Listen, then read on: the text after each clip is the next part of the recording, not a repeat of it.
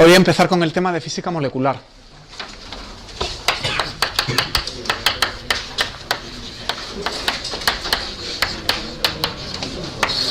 Cuyo primer epígrafe va a ser el enlace iónico.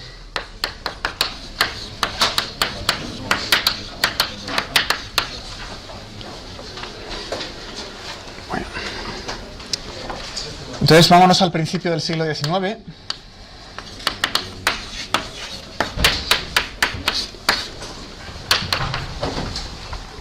Pues Berzelius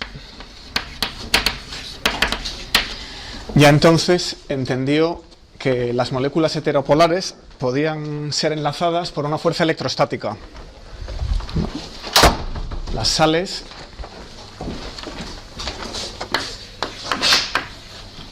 cloruro sódico, fluoruro sódico, fluoruro de litio, etcétera, pues se pueden entender en términos de, sencillamente, atracción entre cargas opuestas. Bueno, entonces vamos a mirar un momento los números para la sal común, el cloruro sódico.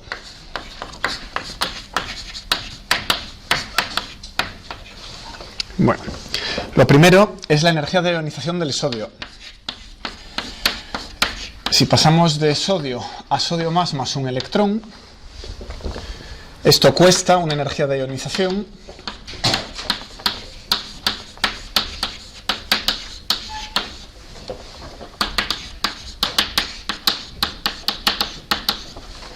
que son empíricamente 5,1 electronvoltios.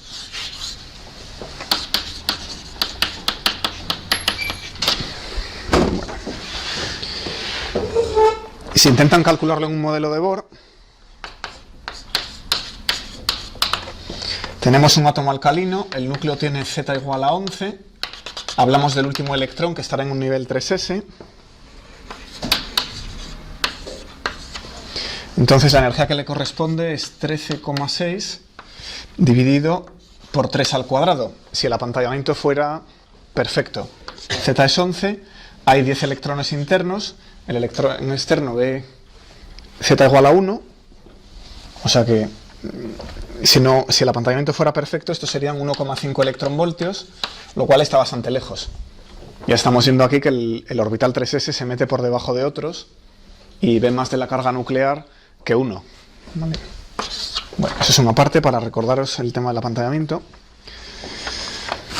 Así que nada, si al sodio le quitamos un electrón, cuesta 5 electronvoltios y el cloro lo puede coger. El cloro tiene una afinidad electrónica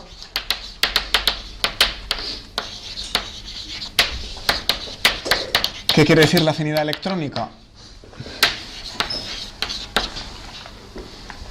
Pues que el ion cloro menos está ligado.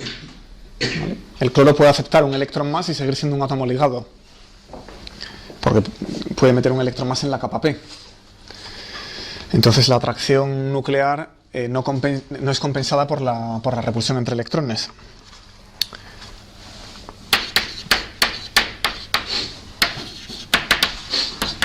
El electrón se asienta en la subcapa 3p, que no está completa.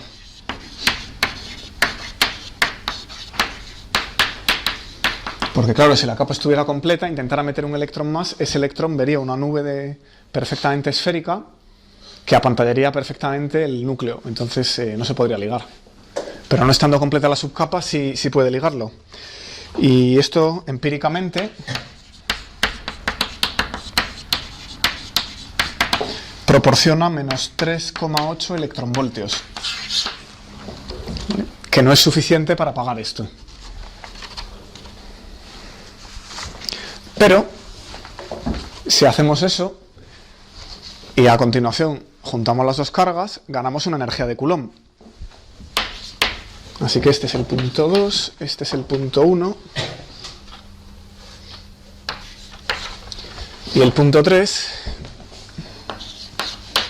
es la energía de Coulomb. Entonces el ion más y el ion menos, a distancia r, pues se atraen con un potencial menos e cuadrado partido por r, que hay que computar. Bueno, cuando las cortezas de los dos átomos se superpongan, habrá una repulsión de corto alcance. Eso será el principio de Pauli. Cuando los electrones de las capas internas se empiecen a superponer, en esas capas ya no caben más electrones, entonces hay una repulsión. Pero de lejos lo que se ven son dos cargas. Las funciones de onda no se solapan y una carga ve la otra. Es sencillamente electrostática. Mientras no se solapen las cortezas, así que el potencial neto entre los dos iones pues es un menos e cuadrado partido por r de la atracción coulombiana y una repulsión de muy corto alcance entre las cortezas electrónicas.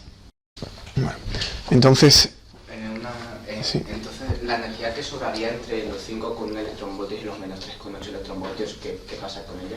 Todavía no hemos acabado. Estamos en la parte 3. Bueno, entonces os tengo que proyectar dónde está el mínimo de esos potenciales, calculados con un poco más de cuidado. Vamos a entender esta figurita. Lo primero, la línea horizontal, que va a ser nuestro cero.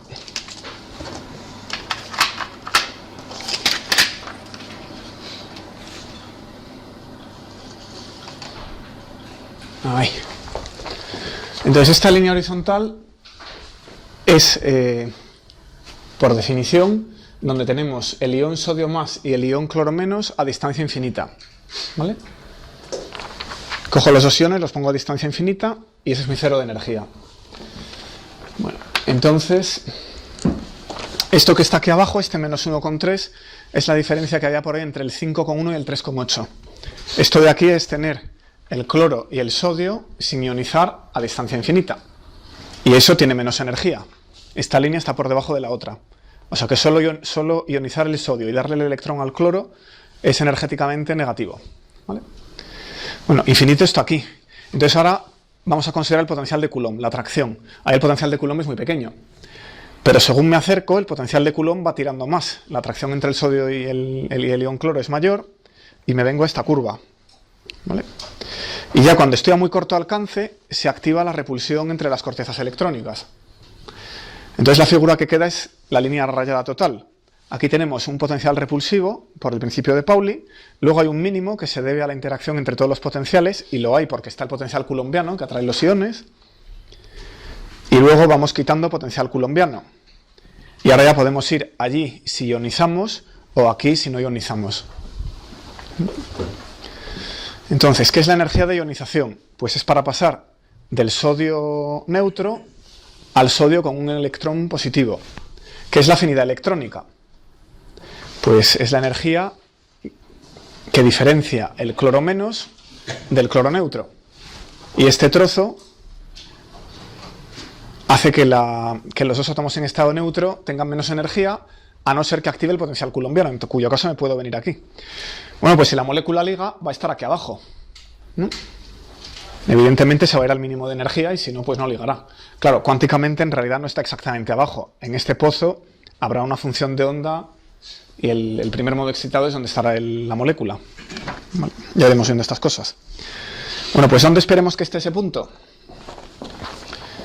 ¿Qué radio esperáis para estos átomos?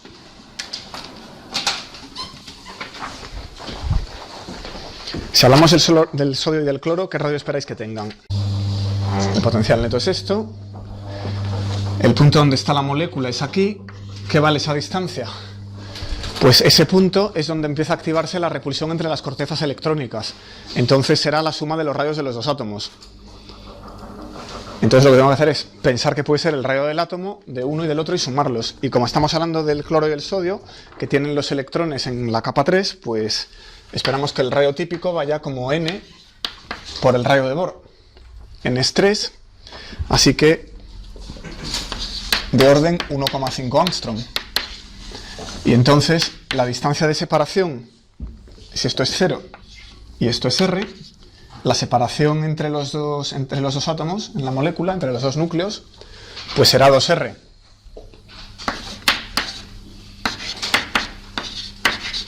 Esa es la estimación teórica. Empíricamente,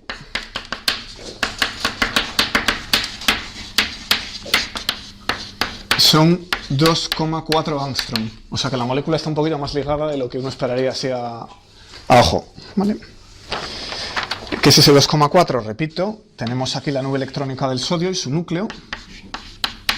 Tenemos aquí la nube electrónica del cloro y su núcleo. Y esa R es la distancia entre los dos núcleos. Eso lo vamos a usar bastante. Bueno, pues probamos a calcular el potencial coulombiano con esta distancia. Vamos a usar ya la empírica. Entonces, es menos 1 entre 4 de epsilon 0 en el internacional E cuadrado partido por R. Y esos son menos 6 voltios, electronvoltios. Y la empírica, pues es algo menor, son menos 4,9. Que debe ser por la repulsión electrón-electrón. Los electrones del sodio y del cloro se repelen un poquito, ¿no? Y entonces vamos a hacer el balance energético. Pues tenemos la ionización del sodio, hemos dicho 5,1 electronvoltios, me cuesta arrancarle el electrón al sodio, pero gano la afinidad del cloro, que es 3,8 electronvoltios, y finalmente la atracción, lleva signo menos, entre los iones,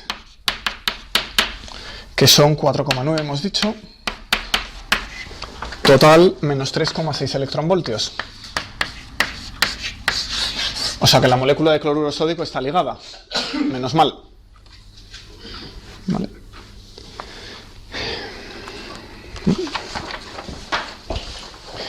Bueno, ¿qué hacemos con el fluoruro de litio? Pues iguales consideraciones. Si pensamos en el fluoruro de litio, tenemos el potencial de ionización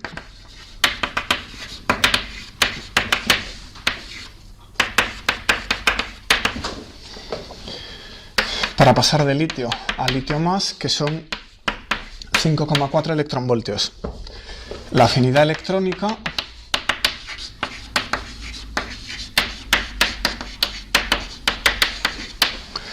para pasar de flúor a flúor menos, que son menos 3,4 electronvoltios, y el acoplo entre los iones litio más y flúor menos, que son menos 8 electronvoltios.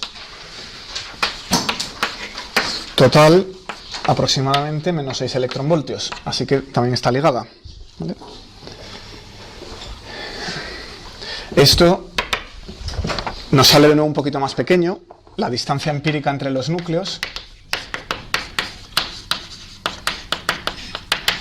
son 1,5 angstrom, 1,56 angstrom, y eso sugiere que menos e cuadrado entre 4pi epsilon 0r pues son menos 9,2 electronvoltios, que es ligeramente mayor que el menos 8. Empíricamente hay un poquito menos de ligadura entre los iones, pero bueno.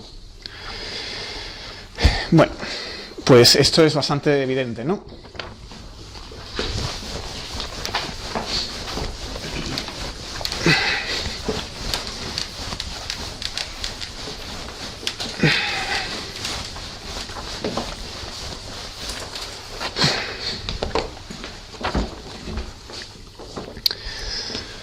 Pues en cuanto hay una separación de carga, ¿qué propiedad esperáis que tenga la molécula? Por ejemplo, esta. Si tenemos una separación de carga, ¿qué propiedad esperáis medir? Momento dipolar eléctrico.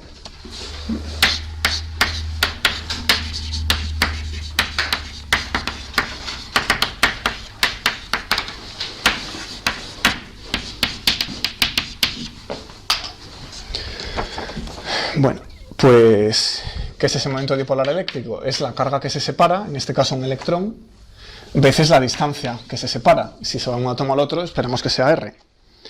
Pues vamos a predecirlo. Si R es 1,56 angstrom, esperamos 1,56 E por angstrom, que son unas unidades estupendas de momento dipolar eléctrico. Electrones por angstrom. A la escala atómica y molecular nos van de miedo. ¿Vale? Bueno, pues empíricamente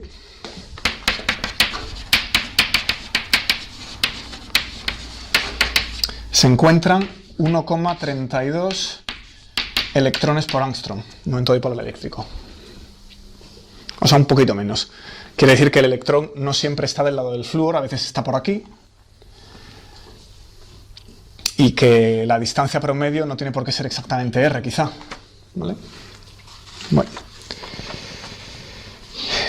Entonces, esto es típico de las moléculas heteropolares. La presencia de un momento dipolar eléctrico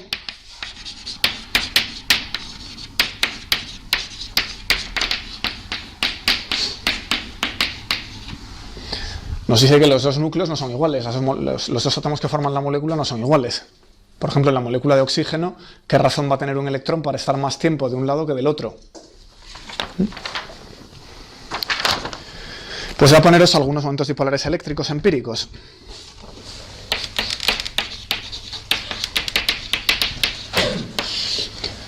Vamos a ver, el fluoruro de hidrógeno es 0,397, todos en estas unidades. El fluoruro de litio es 1,32. El cloruro de hidrógeno, 0,218. El bromuro de hidrógeno, 0,166.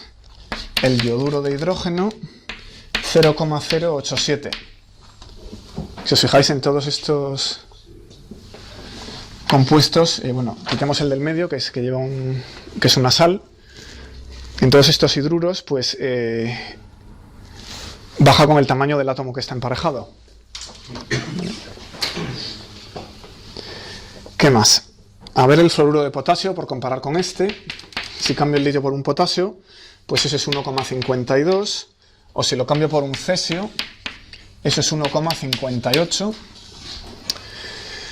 Luego, si nos vamos al grupo HN,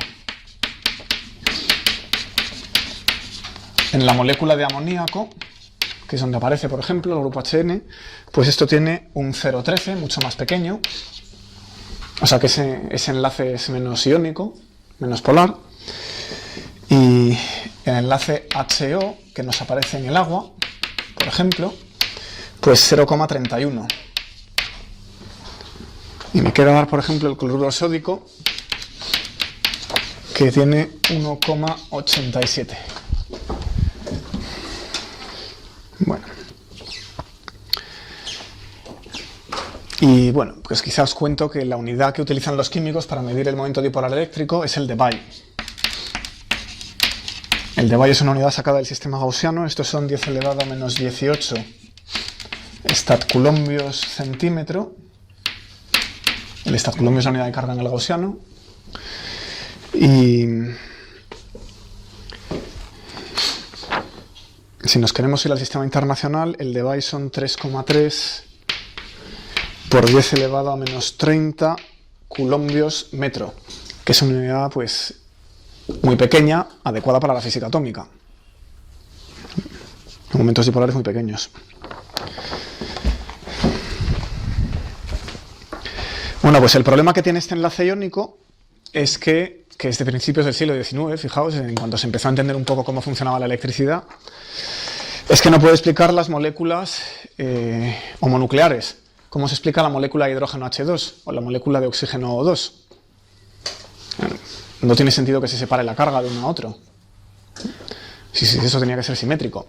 Entonces la explicación es el enlace covalente que os han contado en química, que tuvo que esperar para ser entendido hasta la física cuántica. O sea, es 120 años después. O sea, en 1927 se empezó a entender. Entonces ahora voy a empezar a construir funciones de onda y aproximaciones adecuadas para entender el enlace covalente. Y lo primero que quiero discutir es lo que se llama aproximación de Born-Oppenheimer. Bueno, pues fijaos por poner un ejemplo en la molécula de metano. Ponemos un carbono y 4 hidrógenos formando una pirámide, ¿verdad? El carbono en el centro. Entonces aquí tenemos z igual a 6 y aquí tenemos z igual a 1 en los 4 vértices.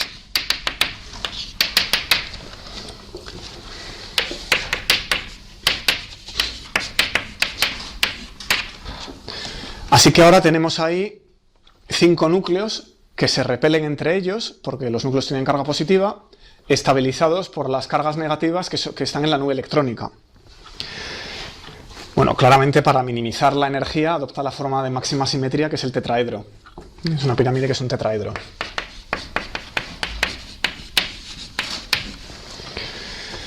Bueno, entonces vamos a elegir el núcleo de carbono en el origen. Así que R1 va a ser 0. Ya hemos elegido el origen de coordenadas. ¿Cuántas variables nos quedan? Pues desde R2 hasta R5 tenemos 4 por 3, 12 variables. Para describir la posición de los núcleos hay que minimizar una función de 12 variables. Sabemos que la solución tiene que ser un tetraedro por simetría, pero por ejemplo no sabemos el tamaño. Y si queremos sacar la simetría de una minimización de un hamiltoniano, pues hay que trabajar con un montón de variables. Peor aún, todavía no he contado los electrones. Eso es un sistema acoplado de cargas positivas y negativas. ¿Cuántos electrones hay? Pues 6 del carbono y 1 de cada hidrógeno, total 10. Así que tenemos desde R1 hasta R10 otras 30 variables. Así que esto, la molécula de metano, es un problema de física cuántica con 42 variables. Bueno, puedo elegir los ángulos de Euler. Oriento el cuerpo y me quito alguna, fuera 3 variables, pero me siguen quedando 39 variables. ¿Vale? Y como os dormí con el helio, que tenía 2 electrones, pues esto os podéis imaginar. Entonces, ¿cómo se funciona aquí? Vamos a escribir el hamiltoniano. Está claro que la fuerza bruta, hombre, hoy en día con los superordenadores se puede hacer, pero a lo mejor hay algo más inteligente para ir teniendo una idea de las cosas.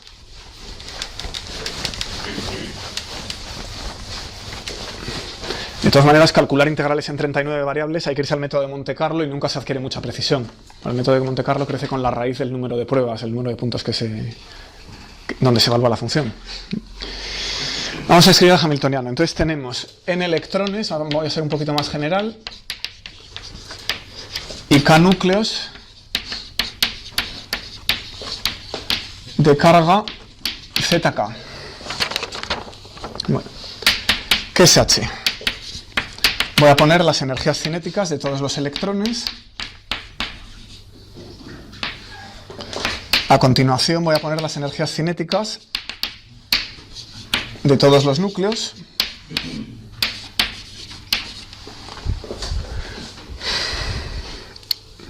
Evidente, ¿verdad? Ahora voy a colocar la repulsión entre el electrón y los núcleos, la atracción entre el electrón y los núcleos y la repulsión entre los núcleos y la repulsión entre los electrones. Aquí tenemos un medio, suma I distinto de J igual a 1 hasta N, corre sobre el índice de electrones, 1 partido RI menos RJ, que es la repulsión electrón-electrón.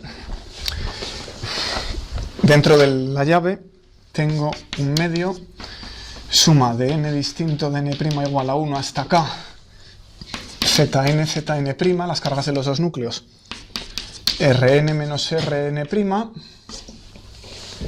la repulsión núcleo-núcleo, y finalmente la atracción entre núcleos y electrones, que es un doble sumatorio sobre todos los electrones y todos los núcleos, y aún menos, es atractivo, Zn entre Ri menos Rn, que es la atracción electrón-núcleo, y cierro la llave.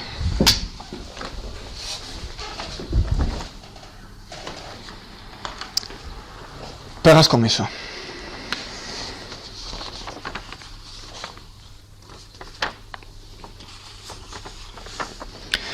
Bueno, pues ¿en qué consiste la aproximación de von Oppenheimer? Lo que vamos a hacer es fijar las posiciones de los núcleos. Voy a decir, no, voy a probar con el tetraedro y voy a deformar un núcleo un poco más allá. Fijo las posiciones de los núcleos en el primer paso. Y a continuación resuelvo el problema electrónico.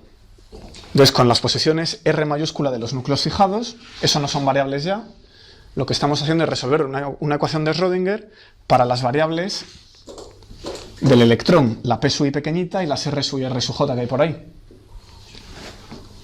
O sea, resolvemos primero el problema de 30 variables electrónicas.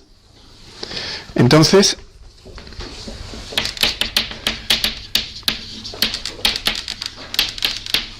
¿qué obtenemos? Pues obtenemos la energía del sistema electrónico con los núcleos fijados en las posiciones RI. Vamos a llamarla epsilon de RI. Eso es la energía del sistema electrónico fijando las posiciones de los núcleos, como si fueran... Entonces, claro, es una función de estos parámetros externos fijos. Bueno, pues una vez que lo tenemos, consideramos esto como un potencial. En el siguiente paso lo interpretamos como un potencial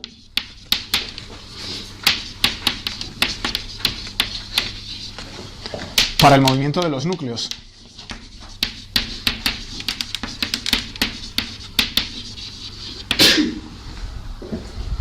Y ahora resolvemos el problema nuclear, que es este otro. Activamos esa energía cinética que antes habíamos puesto a 0 y permitimos que estas R's varíen. Y para cada valor de R mayúscula de las posiciones de los núcleos tenemos que volver a resolver el problema electrónico, porque tenemos que ir obteniendo esta función todo el rato. ¿Vale? O sea que lo que se hace es partir al hamiltoniano.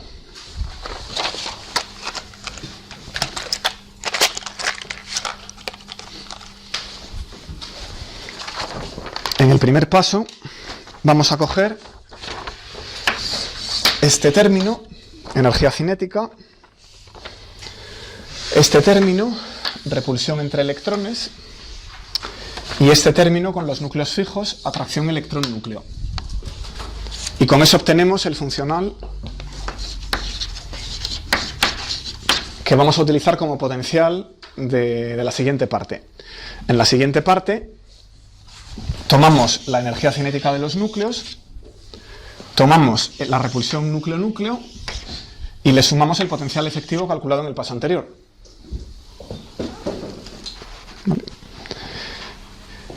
Entonces, el primer problema, el que está en verde, es resolver la función de onda para los electrones que depende de R1 hasta Rn, dejando los núcleos fijos.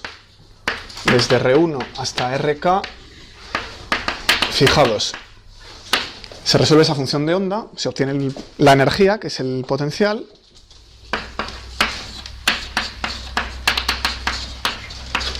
el autovalor correspondiente a esa función de onda del electrón, pues es el potencial, y ese es el que se coloca en el siguiente paso. Vuelvo a escribir el potencial para la parte nuclear.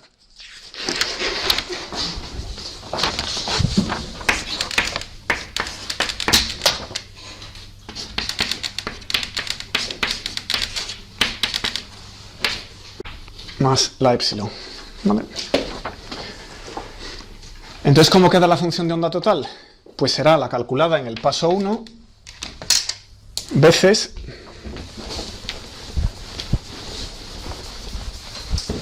la función de onda calculada en el paso 2. ¿Cómo queda la energía total del sistema? Pues una vez que tenemos la función de onda total, la energía es psi e, psi z, la energía cinética de los núcleos más el potencial entre los núcleos, que incluye la epsilon. Este potencial incluye la epsilon, lo voy a poner aquí. Eso se llama potencial adiabático. Adiabático porque lo que estamos haciendo es que no transferimos energía entre la parte electrónica y la parte de los nucleones. Ahora continúo explicando eso. Psi e, psi z, todo dividido por psi e, psi z, psi e, psi z. ¿Vale? Bueno, si conocemos las funciones de onda, se pueden calcular, por ejemplo, transiciones ópticas. Cuando una molécula se excita o se desexcita absorbiendo o emitiendo un fotón. Eso las excitaciones electrónicas. Pueden dar transiciones en el óptico o en el ultravioleta. ¿Y qué pasa si excitamos las variables R mayúscula? Pues la energía cinética característica, y por tanto la energía en general, aquí va como uno entre la masa del electrón, aquí va como uno entre la masa del nucleón. ¿Vale? Entonces, estas excitaciones son menores por un factor masa del electrón entre masa del nucleón. Y esas caen en el infrarrojo, típicamente, o en las microondas. ¿Vale? O sea que la vibración o la rotación de la molécula tocando las coordenadas nucleares nos da excitaciones infrarrojas de microondas, mientras que las excitaciones electrónicas, en las que tocamos uno de los electrones y lo elevamos a otra capa, tiene mucha más energía. Se va al óptico al ultravioleta. Bueno, pues, ¿qué permite hacer esta separación en dos trozos? La diferencia de masas. Si lo pensamos en términos de velocidades, la velocidad es el momento dividido por m, la velocidad de los electrones es mucho mayor. Entonces, ¿qué pasa? Imaginemos que yo toco un poquito la función de onda del núcleo, muevo el núcleo infinitesimalmente. Los electrones de inmediato se colocan, reaccionan mucho más deprisa que los núcleos, con el factor mn entre me, un factor 1836 más rápido incluso para el hidrógeno. Entonces, para cualquier posición de los núcleos, los electrones siempre están en el estado de mínima energía, salvo que excite la molécula. Por eso tengo un potencial adiabático. Puedo ir moviendo los nucleones lentamente, sin transferir energía al sistema de electrones, porque se coloca de inmediato. Reacciona en tiempo cero comparado con el movimiento nuclear. Vamos a parar unos minutos. En la molécula de hidrógeno tenemos 2 protones y 2 electrones. Bueno, como la molécula es homopolar, HH, esperamos que no tenga momento dipolar eléctrico.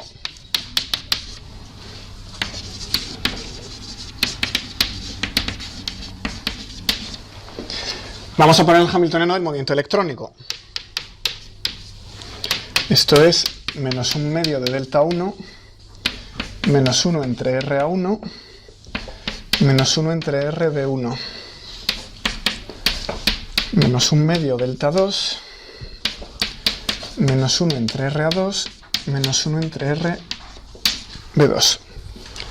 Y me falta la repulsión entre los dos electrones.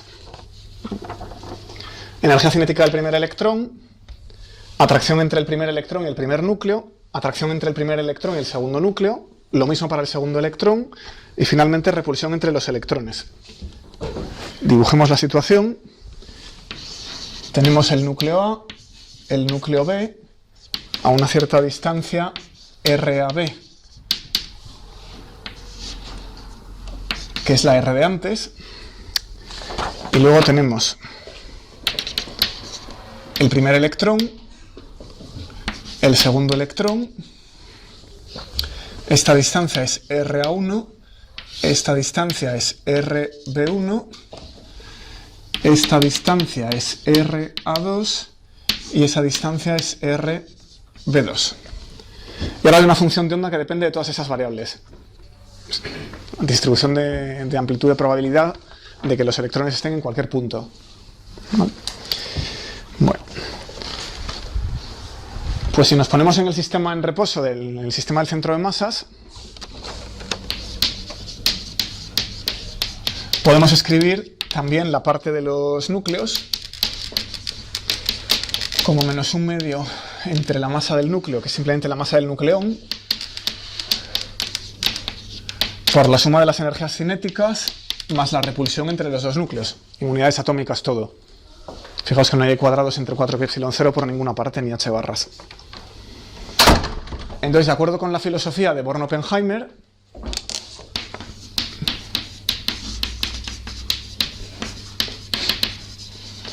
lo que hay que hacer es resolver primero el movimiento electrónico y obtener el potencial adiabático, que para los electrones es la energía con los parámetros externos fijados y para los núcleos va a ser una contribución al potencial. Bueno. Pues vamos a empezar por el movimiento electrónico. Entonces vamos a observar que hay revolución, que hay simetría de revolución alrededor del eje Z. Aquí están A y B, tomamos la raya, la línea que pasa entre ellos, eso va a ser nuestro eje Z, y el rotar la molécula a un ángulo phi alrededor de ese eje no cambia nada.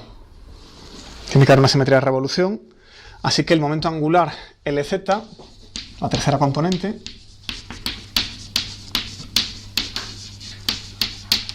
se puede diagonalizar a la vez que el hamiltoniano.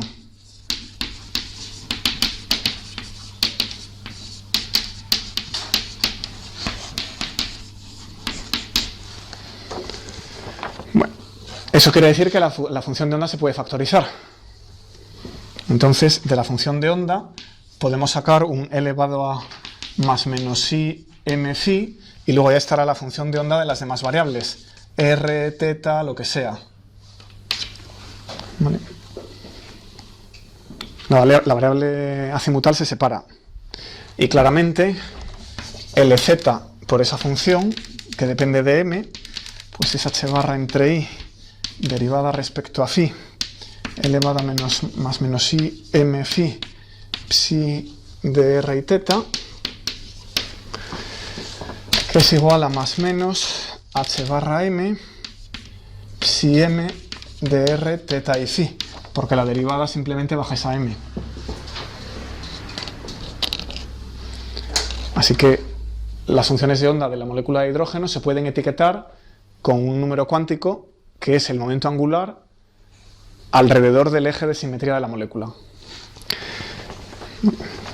Bueno, entonces la energía no depende de este signo.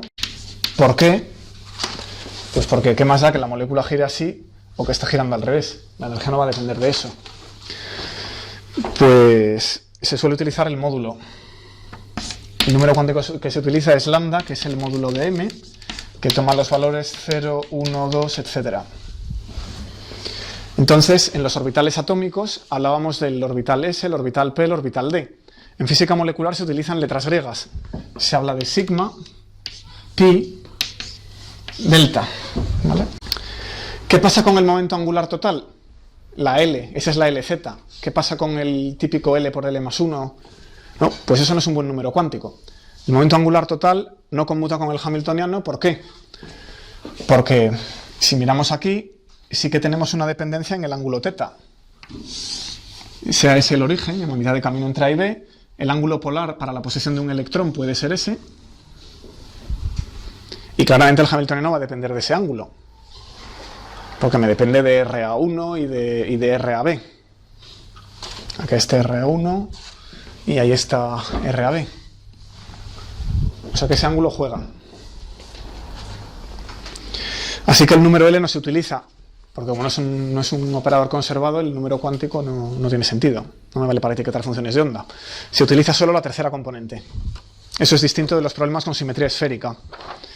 En el átomo de hidrógeno tenemos L y ML, aquí solo ML. Bueno, pues vamos a tomar una aproximación variacional para los orbitales electrónicos. Ahora sería cuestión de resolver un pedazo de ecuación de Schrödinger. Entonces la manera de operar en este curso es variacionalmente. Vamos a poner una función de onda a prueba y estimar el hamiltoniano en esa función de onda a prueba.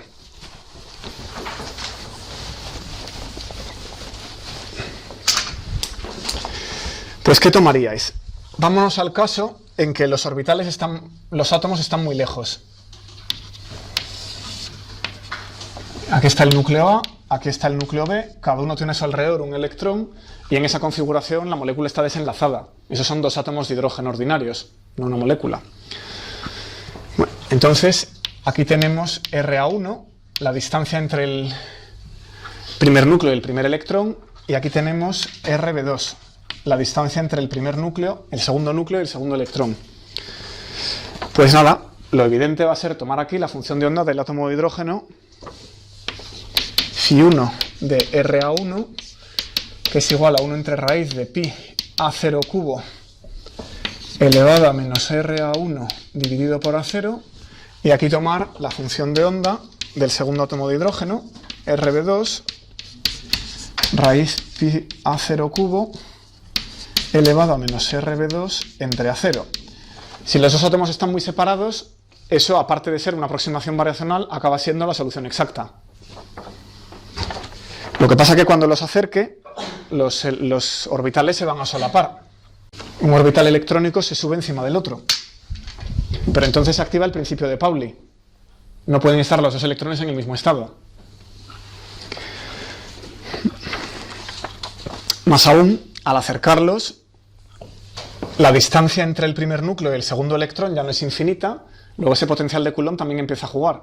Con lo cual hay que tener en cuenta la función de onda cruzada phi1 de RB1, en la que el primer electrón interacciona con el segundo núcleo, que es 1 entre raíz de pi a 0 cubo, elevado a menos RB1, y igualmente para el otro átomo, primer átomo con el electrón del otro, el segundo electrón, 1 entre raíz de pi a 0 cubo, elevado a menos RA2 entre A0. Eso va a hacer falta para poder antisimetrizar las funciones de onda totales.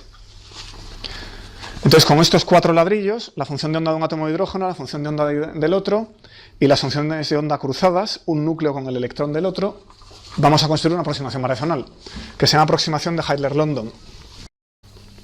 ¿De qué depende el signo relativo? De cómo coloquemos el spin.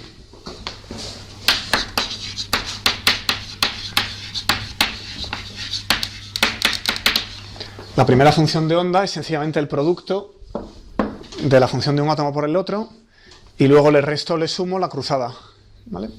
Cambiando los dos electrones.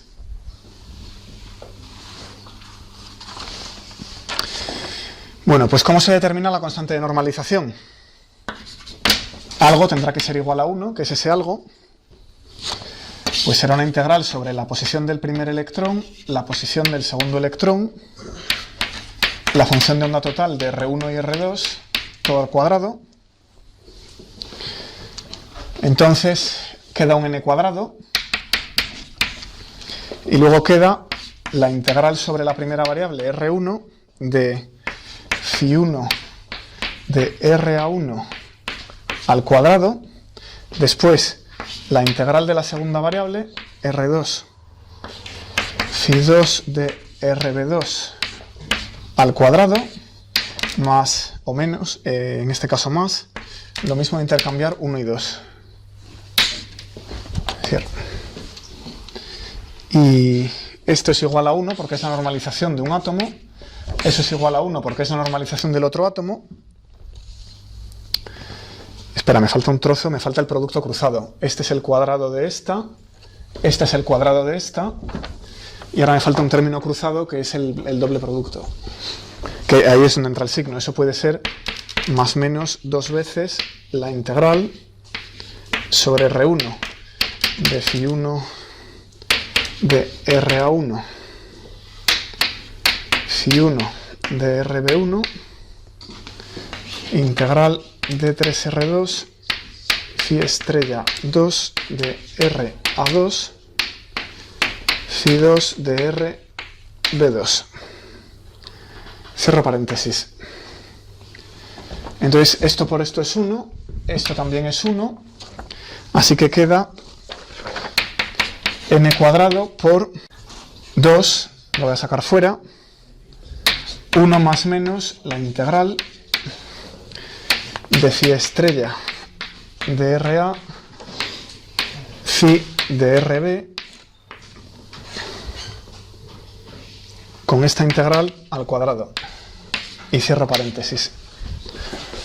Eso es la normalización. Cuando se posa el polvo, ¿qué ha quedado? Queda que 1, la condición usual de normalización,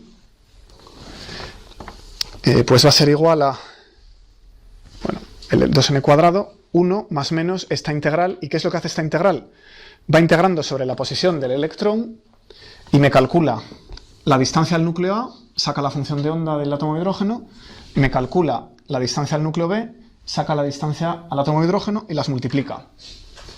Entonces, si los dos núcleos están muy lejos, cuando el electrón esté cerca de un núcleo, esta función de onda es finita, pero esa es 0, porque son exponenciales que van muy deprisa. Así que cuando los dos átomos están muy lejos, este término es 0, y lo que queda es sencillamente la normalización de los átomos de hidrógeno. Debería decir, probablemente, normalizarlas al número de electrones. Probablemente aquí debería poner un 2, no un 1. Tengo que pensarlo. Bueno, ¿qué es esta integral? Esa integral es una integral de solape. No, está normalizada a 1 porque es la probabilidad conjunta de encontrar un electrón en un punto y otro electrón en otro. Es una probabilidad conjunta y esa distribución de probabilidad se normaliza a 1. Es correcto. Bueno, pues se llama solape, ¿por qué? Porque solo se activa si los dos átomos se solapan.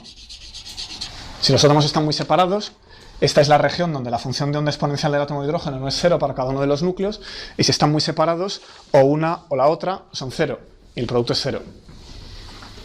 O sea, que se llama integral de solape.